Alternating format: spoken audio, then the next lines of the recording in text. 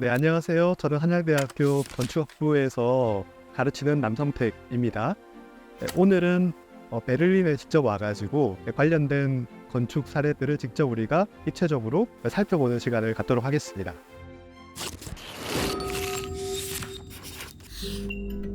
이 건물은 카이 프리드리히 쉰켈이 설계한 알테스 뮤지엄인데요. 쉰켈은 신고전주의 건축가로 널리 알려져 있는데요. 쉰켈은 이 미술관의 인면을 위해서 그리스 신전의 형태를 그대로 도입을 한 것이죠. 정면에 알테스 뮤지엄의 열주가 펼쳐져 있고요. 그리고 바로 측면에는 베를린 돔, 베를린 대성당이라고 불리는 건물이 이렇게 어우러져 있는 가장 중요한 중심 공간이 되고 있습니다. 이 알테스 뮤지엄의 가장 중심 공간은 원형 로툰다 공간인데요. 로마에 있는 판테온이라고 하는 아주 오래된 고대 신전의 모습을 본따서 만들었다고 해요. 그 돔 맨 위에는 오큘루스라고 하는 그 원형의 계부부가 뚫려져 있죠. 자연빛이 그렇게 투과되어서 내부를 밝힙니다. 판테온은 모든 신들을 위한 신전이라고 얘기를 하는데, 알테스 뮤지엄의 가운데 있는 돔 형태의 공간 내부에는 다양한 조각산들이 놓여져 있고, 그래서 그 조각산들이 마치 신상처럼 성스러운 오브제인 것처럼 전시가 되어 있어요. 그렇게 중요한 공간인데 쉰켈은 그 공간을 이 건물의 정면에서 볼 때 숨겨요. 주변에 있는 다른 돔을 갖고 있는 건물들은 모두가 다 외부에서 볼 때 돔이 적극적으로 드러나도록 만드는데, 쉰켈은 그렇게 힘들게 지은 돔을 숨겼다는 것이죠. 다시 말해서 내부로 들어갔을 때 놀라운 공간을 발견하게 되는 그런 어떤 나름의 위장센이라고 볼 수 있고요. 그런 점에서 굉장히 현대적이라고 볼 수 있습니다. 다시 말해서 미스테리 상자 같은 것이죠. 이 건물은 독일의 근대 건축가 중에 대표적인 거장이죠. 루드비히 비스 반 데로에가 설계한 노이 나시오날 갤러리라고 신국립 미술관입니다. 이 건축은 한쪽 면에 2개의 기둥이 세워져 있고요. 그 다음에 각각의 다른 면에 또다시 2개의 기둥이 세워져 있어서 총 화면으로 이루어져 있기 때문에 단지 8개의 기둥으로만 이 거대한 넓은 면적의 건축 공간이 세워져 있습니다. 이 기둥을 조금 더 자세히 보시면은 숫자 형태의 기둥은 미스 반데로에가 즐겨 썼던 기둥인데요. 그러면서 지붕에 있는 이 와플 트러스 구조와 만날 때는 굉장히 가볍게 정의 방식으로 만나고 있는 것을 볼 수 있습니다. 미스 반데로의 국립미술관의 건물은 굉장히 정적이고 대칭적인 반면에 하단부의 밑에 있는 이 포디움 밑에 부분은 상당히 자유롭게 벽체들이 배열되어 있는 비대칭적인 표면을 갖고 있어요. 예를 들면 저 뒤에 있는 조각의 배치라든지 일부 계단의 배치, 또 뒤에 있는 정원의 배치가 상당히 자유롭게 비대칭적인 배치를 갖고 있습니다. 대칭에 기반한 건축에서 출발을 했지만 비대칭적인 요소들이 필요에 따라서 자유롭게 들어오게 되면서 대칭과 비대칭이 함께 어우러지며 굉장히 풍부해지는 공간 경험을 제공해주는 건축을 만들어냈다라고 생각을 합니다.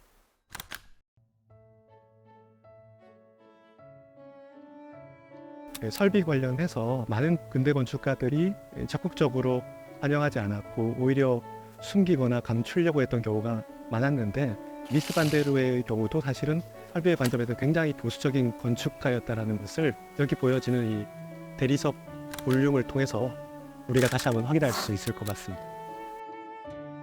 이 내부를 들여다보면은 이런 요소들을 통해 가지고 감춰놓은 것이죠. 여기는 일명 말발구평 집합주택 단지라고 불리는데요. 말발굽 모양을 닮아서 그렇게 불리게 되었는데, 흔히 이제 우리가 이야기하는 그 가든시티 주거 프로젝트 중에 대표적인 사례입니다.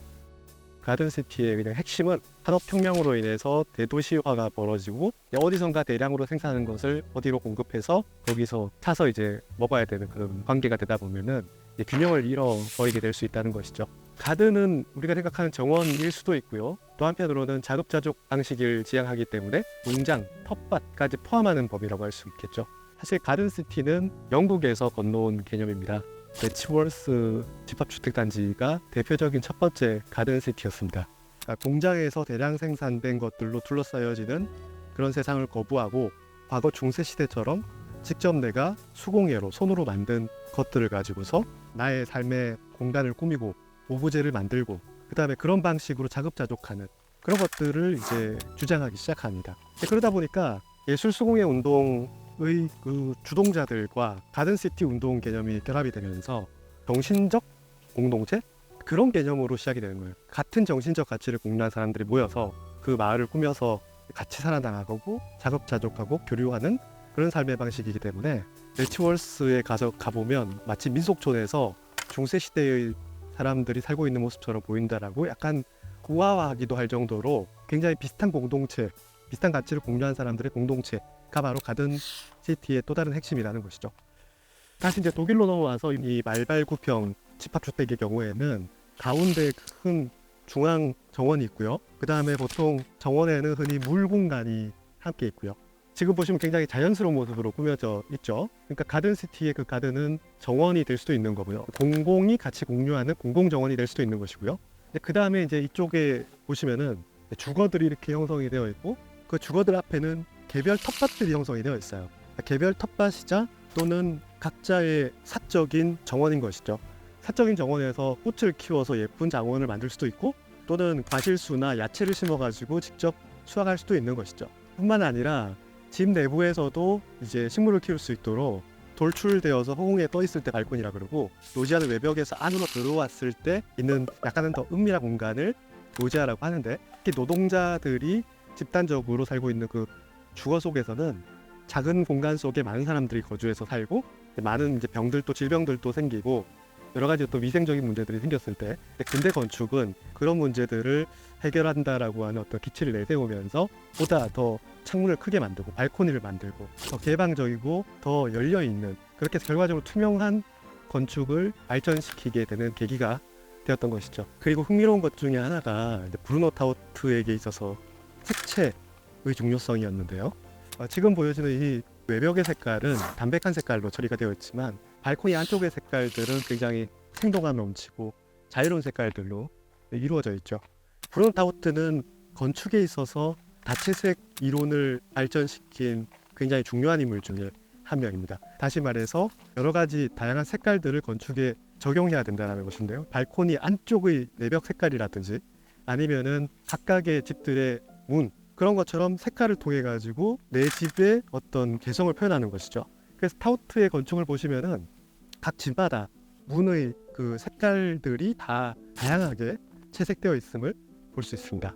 가든시티하고 예술수공예 운동이 굉장히 관련이 있다고 제가 말씀을 드렸는데 예술수공예 운동에서 가장 대표적인 건축 사례는 이제 윌리엄 모리스가 필립 웹하고 같이 설계한 자기 신혼집이거든요. 이름은 레드하우스라고 불리는데 그 레드하우스도 마치 그냥 숲속에 홀로 있는 집처럼 계획이 됩니다. 그리고 그 앞에는 우물이 있어요. 그러니까 우물은 내 집이 그러니까 산업화의 결과로서 파이프가 놓여지고 상수도가 보급이 되고 그런 것이 굉장히 좋은 것처럼 우리는 생각을 하는데 예술수공예 운동을 한 사람한테는 오히려 더 원래 그대로의 물, 자연 그대로의 물을 훨씬 더 좋게 생각하고 그 우물 자체가 있다는 것이 바로 그곳에서의 삶이 가능하게 되는 어떤 원천? 그런 것처럼 표현되어 있거든요. 여기서 또 비슷하게 가운데에 이런 굉장히 자연적인 연못과 같은 모습을 연출했다는 것도 비슷한 의미가 있는 것 같아요. 그러니까 같은 정신을 가지고서 자연 친화적이면서도 자급자족적인 그런 삶을 함께 살아가겠다라는 어떤 공동체의 의지, 그런 의지가 있는 가운데 한가운데에는 삶의 또 다른 어떤 근원이 되는 물의 존재가 함께 있는 것이죠. 네, 저희는 다렘 식물원에 도착을 했는데요. 베를린에 있는 이 다렘 식물원은 전 세계적으로도 굉장히 유명한 오래된 식물원 중에 하나입니다. 저 멀리 보이는 가장 거대한 온실이 19세기에 지어진 온실입니다. 거의 100년이 넘었죠. 그렇다.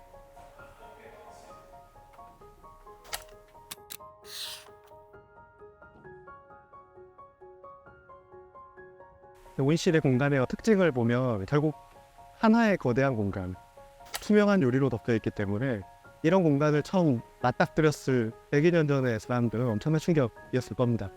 그러면서 자연스럽게 이 골조가 적나라하게 드러나는 모습들도 보게 되었을 거고 그런 모습들이 모던주의자들한테는 굉장히 불편한 모습이었겠지만 온실 건축을 경험하게 되면서 점차 사람들은 이런 골조 프레임이 그대로 노출되는 것에 대해서 거부감이 분명히 줄어들었을 것이라고 생각이 들고요.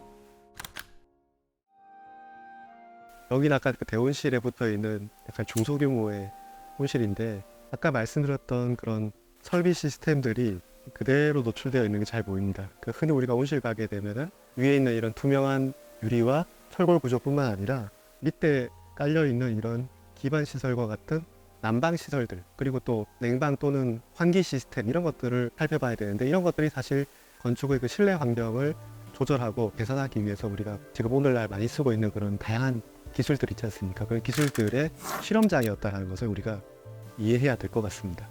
예전에 그 건축에서 벽난로에서 불을 통해서 우리가 직접 그 불을 쬐던 그런 방식이 갖고 있는 어떤 원초적인 기술이긴 합니다만, 직접적으로 그 불의 그 근원을 바라보던 그런 방식이 아니라 어느 순간 그 불은 사라지고 기계실 속에 있는 보일러실에서 불이 있었을 것이고, 근데 그 불은 눈앞에 보이지 않죠. 불에 의해서 데워진 물의 관이 그냥 각 방을 관통하게 되면서 과거에 어떤 그 정신적인 중심적으로 작동했던 벽난로의 불, 그런 어떤 중요한 상징성들이 상실하게 되자 많은 건축가들은 이 라데이타를 별로 인정하고 싶지 않아 하는 그런 건축가들이 많이 있었습니다.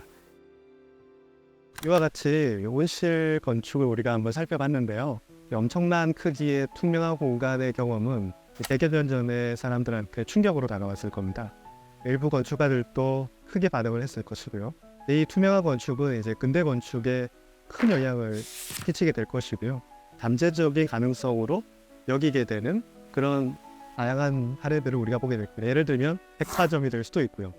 이런 것처럼 온실은 건축의 역사에 있어서 굉장히 중요한 영향을 끼쳤던 대단한 사건이었다라고 생각을 합니다.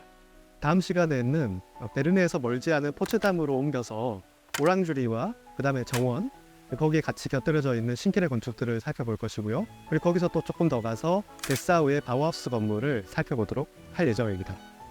감사합니다. 안녕하세요. 저는 한양대학교 건축학부에서 건축 이론을 가르치는 남성태입니다. 오늘 강의는 베를린 근교에 있는 포츠담으로 자리를 옮겨서 진행하도록 하겠습니다. 뒤에 보이는 성수시 궁전은 원래는 포도밭 농장이었는데, 프리드리히 대왕이 이곳을 포도밭 테라스들로 이루어져 있는 아름다운 여름 별장 궁전으로 바꾸어서 오늘날에도 많은 관광객들이 찾아오는 아름다운 장소로 각광받고 있습니다. 건축이 농업과 정주 문명의 발전을 통해서 본격적으로 발전하기 시작했다고 제가 말씀을 드렸는데요. 땅을 개간하고 식물을 키우고 수확하고 그러면서 아름답게 가꾸는 그런 모습들이 오늘 우리가 방문한 포츠담의 궁전과 공원에서도 잘 드러난다고 생각을 합니다. 바깥에 있는 포도 나무들은 야외에서 실제로 재배되는 상황인 거고, 안쪽에 온실에는 조금 더 특수한 환경에 필요한 그런 나무들을 예를 들면 심어 놓고 문을 닫으면 아주 작은 온실처럼 작용할 수 있도록 만들어 놨네요. 보통 테라스로 이루어져 있는 정원들은 우리가 프랑스식 정원에서 많이 본 적이 있는데, 철저하게 대칭적이고 직선에 기반한 기하학적인 정원이었죠. 근데 지금 이 경우에는 건축이나 테라스는 굉장히 대칭적인 것은 맞는데, 반면에 특별한 것은 약간 휘어져 있는 곡선들이 많이 사용됐다는 점 같아요. 이런 곡선이 적극적으로 사용되어 있는 로코코 양식의 건축이라고 얘기할 수 있는데요. 바로크가 굉장히 웅장하고 자유분방한 이미지가 있지만 그럼에도 불구하고 질서정연하다고 한다면, 로코코는 훨씬 더 개방적이고 곡선을 자유롭게 더 적극적으로 사용하는 귀족 중심의 예술이라고 얘기를 하고요. 굉장히 흥미로운 점은, 만약에 그 식선일 때는 우리가 시각적으로 한눈에 이 모든 장면이 다 보이지 않을 텐데, 휘어져 있기 때문에 전체가 한눈에 잘 들어오는 것 같아요. 여기 보시면 지금 열매가 열리는 게 보이실 텐데요. 지금 아래쪽에 보이는 것처럼 이 화분을 만들어 가지고 옮겨 놓을 수 있도록 만들어 놨죠. 그렇기 때문에 이 성수시 궁전을 보고 많은 사람들은 궁전이 아니라 거의 오렁주리의 형태와 가깝다라는 감상평을 남기기도 했었죠. 바로 이 성수시 궁원의 지금 왼쪽 편에 사실 오렁주리라고 하는 건물이 있는데, 오렁주리는 온실의 초기 형태의 건물이죠. 추운 시즌에는 내부에서 오렌지 나무를 키우고, 따뜻한 시즌에는 이렇게 밖으로 꺼내어 가지고서 햇볕 아래에서 키울 수 있도록 하면서 동시에 사람들이 정원의 어떤 일부로서 감상할 수 있도록 만들어 볼 수가 있습니다.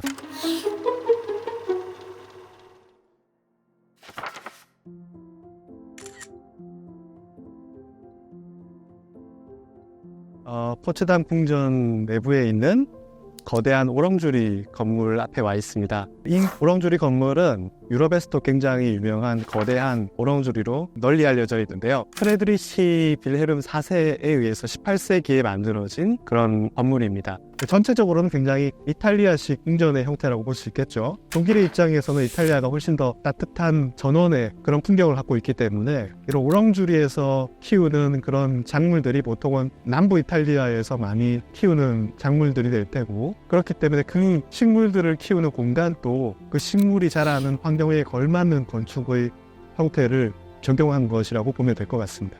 아까 성수시에 있는 그런 성수시 궁전의 경우에서도 우리가 오렁주리의 모습을 연상시킨다라는 이야기들이 많았다라는 것을 얘기를 했는데, 이 경우에는 훨씬 더 극단적으로 넓은 창문을 보여주고 있어요. 거의 수평 이 보와 수직 기둥으로만 건물이 버티고 있을 때 나머지 부분들은 모조리 투명한 유리창으로 끼웠다라는 것이죠. 참 재밌는 게, 그래도 오렁주리를 대부분 그 내부의 식물들을 편하게 예언할 수 있도록 하기 위해서 기둥이 아예 없는 경우들이 많은데, 이 경우에는 가장자리에 기둥들이 배열되어 있는 특징이 있고요. 또 한편으로 기념비적인 내부 공간을 연출할 수 있게 된다고 생각을 합니다. 그리고 이런 거대한 빈 공간들은 식물들이 바깥으로 나갔을 때는 무언가 다른 용도로 재활용될 수 있겠죠. 예를 들면 손님들을 맞이하는 연회 공간이거나 특별한 행사를 위한 공간으로 활용도 될 수 있을 것이라고 생각을 합니다. 샤울로텐호프 성에 도착했습니다. 이 건물은 프리드리히 빌헬름 4세의 지시에 의해서 건축된 또 다른 건물입니다. 신고전주의자 싱켈의 대표적인 작품 중에 하나로 소개되곤 합니다. 보이시는 것처럼 건물은 굉장히 정형적이고 대칭적입니다. 이 건물의 정면에는 그리스 신전을 연상시키는 입구 형태가 있는데요. 근데 특이하게도 이 건물은 정면이 아니라 건물을 처음 접할 때도 사선 방향으로 바라보게 되어 있고요. 저를 따라 한번 움직이면서 어떻게 건물이 바라보여지는지를 경험하시면 될 것 같습니다. 이 위치에서 건물은 가장 고전적인 모습을 바라보도록 하는 장면이 드디어 만들어집니다. 이렇게 움직이는 그런 공간 경험을 피처레스크라고 할 때, 놀랍게도 이 샤울로텐호프 성 형태는 굉장히 원근법적인 건축의 형태를 갖고 있지만, 그 공간을 경험하는 방식은 대단히 역동적인 비대칭적 피처레스크의 방식으로 경험된다는 점에서 굉장히 특별하다고 할 수 있겠습니다. 이 건물은 싱켈이 다시 설계한 두 번째 건물인데요. 정원사의 집이 있고 로마식 욕장이 함께 있어서 로마식 욕장이라는 이름으로 불리기도 하는 그런 건물입니다. 지금 앞에 보여지는 그리스 또는 로마 신전 모양의 건물이 앞에 있고요. 그 다음에 그 뒤편으로 보이는 건물의 형태는 이탈리아의 그 전원적인 목가적인 건축의 형태를 그대로 보여주고 있죠. 샤울로텐호프 성에서 굉장히 신고전주의적이고 대칭적이고 규칙적인 건축을 보여줬던 싱켈이 이번에는 처음부터 적극적으로 비대칭적인 건축을 썼다는 점에서 특별함이 있습니다. 다시 말해 싱켈은 단지 신고전주의 건축가일 뿐만 아니라 피처레스크의 건축가이기도 했고 신고딕 건축도 했던 다양한 어떤 건축 작업의 영역이 있었던 그런 건축가라는 점을 우리가 부여볼 수 있겠습니다. 데사우에는 아우하우스 학교가 있는 것으로 굉장히 유명한 곳입니다. 아우하우스는 1919년도에 아이마르의 알토 그로피우스에 의해 가지고 창립된 건축 디자인 학교입니다. 이 학교 건물은 투명성을 상징하는 대표적인 건축이 됩니다. 여기 있는 이 라디에이터들하고 그 다음에 코너가 이렇게 투명한 처리가 되어 있는 것들이 굉장히 획기적이죠. 특히 이쪽 각도에서 바라볼 때 우리는 아우하우스 아틀리에 동의 코너가 완벽하게 투명하다는 것을 볼 수가 있는데요. 전면에 있는 유리를 넘어서 측면에 있는 유리를 관통해서 다시 저 너머에 있는 건물의 다른 부분까지 관통해서 볼 수 있는 놀라운 그런 장면입니다. 그만큼 이 건축이 정말 투명하다는 뜻이죠. 심지어 보기에 불편한 것까지 노출되어 있기 때문에요. 한편 라디에이터가 저렇게 배치되어 있는 이유는 너무나 합리적이죠. 창가를 따라서 배치될 때 라디에이터가 제대로 작동할 수 있으니까요. 저 라디에이터를 오히려 유리를 보호하는 난간처럼 배치를 하도록 하고 라디에이터를 난간으로 변용한 사례라고 보시면 될 것 같습니다. 지금 여기 있는 아우하우스의 가연장인데요. 가연장 중에서 되게 흥미로운 부분이 바로 라디에이터인데, 이쪽의 측면에 있는 라디에이터들은 노출되었다는 점에서 굉장히 특별함이 있습니다. 가장 놀라운 라디에이터는 바로 여기 있는 이 뒤에 있는 라디에이터인데요. 일반적으로 라디에이터는 밑에 있는 위치를 통해서 공기를 전도시켜가지고 상승하도록 만들어야 되기 때문에 당연히 아래에 있어야 되는데, 놀랍게도 위에다가 이렇게 올려놨죠. 양쪽에 두 개의 라디에이터를 마치 추상회화처럼 붙여놓은 장면입니다. 또 다른 특징 중에 하나는 바로 천장등인데요. 천장등에 보이는 이 장치들 가운데 이 램프 등들은 그 당시에는 이 상업적인 용도로 쓰는 그런 등이었는데, 그런 등을 적극적으로 이 건축의 예술의 영역 속에 끌고 들어와서 사용하는 모습을 볼 수 있죠. 전혀 그 공간에 걸맞지 않은 그런 대량산 샌드 오브제를 갖고 와서 중요한 어떤 조명 장치로 사용하고 있는 점이 굉장히 흥미롭습니다. 여기가 이 기숙사 동인데요. 그 유명한 발코니들이죠. 굉장히 단순한 형태의 바닥판인데, 이게 밑으로 이렇게 떨어지는 형태인 거는 빗물 처리하기 위한 형태이기도 하지만 보통은 이렇게 처리하지 않는단 말이에요. 그리고 가장자리에는 아까 튜브들로 둘러싸는 난간을 당연히 그 난간의 코너는 기둥을 세우지 않고 뒤로 후퇴시켜가지고 열린 모서리를 만들죠. 난간조차도. 그러니까 이런 작은 디테일까지 굉장히 전체적인 개념하고 일치가 돼야 되는 거기 때문에, 그래서 디테일 속에 신이 있다, 이런 얘기를 미스 반데로에와 같은 건축가가 얘기를 하는 거겠죠. 네, 저희는 데사우의 바우하우스 학교에서 멀지 않은 곳에 그로피우스와 아돌프 메이어가 함께 설계한 바우하우스 교수 관사 단지를 찾아왔습니다. 슐머, 칸딘스키, 클레, 다 유명한 사람들, 화가들이었죠. 이 사람들이 다 바우하우스 교수들이었습니다. 뒤에 보이는 이 건물이 바로 그로피우스와 그의 아내가 함께 살았던 그로피우스 하우스라고 불리는 건축이고요. 지금 보이시는 것처럼 굉장한 캔틸레바로 튀어나와 있는 상층부의 부분이 인상적입니다. 반대쪽의 인면 같은 경우에도 비대칭적으로 인면이 구성이 되어서 그걸 가지고 또 픽처레스크적인 구성이다, 이렇게 얘기들을 하죠. 바우하우스 교수들이 이렇게 함께 살았던 이유는 그 당시에 가든시티 이론 때문입니다. 가든시티 이론을 통해서 전원의 공동체가 같은 정신세계를 공유하면서 함께 무리지어 살아가면서 삶을 통해서 예술을 실천하는 그런 어떤 것들이 유행이었을 때, 이 바우하우스 교수 관사 집합주택들은 그런 종류의 한 모습이라고 할 수 있는 것이죠. 그래서 교수들은 낮에서 근무 끝난 다음에 저녁에 모여서 함께 이 공간에서 대화를 나누고 식사하고, 그러면서 다시 학교에 대해서 이야기를 하거나 비전들을 공유했을 것으로 보입니다.